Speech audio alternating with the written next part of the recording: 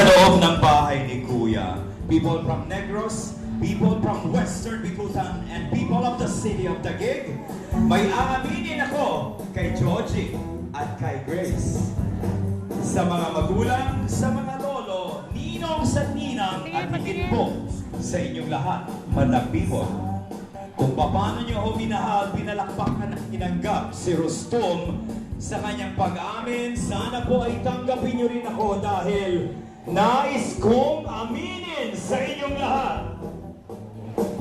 I will be your host for today's wedding celebration of Georgie and Grace.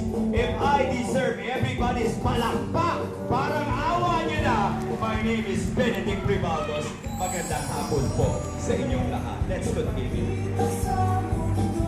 Good afternoon, everybody. Magandang hapon po. Eto na.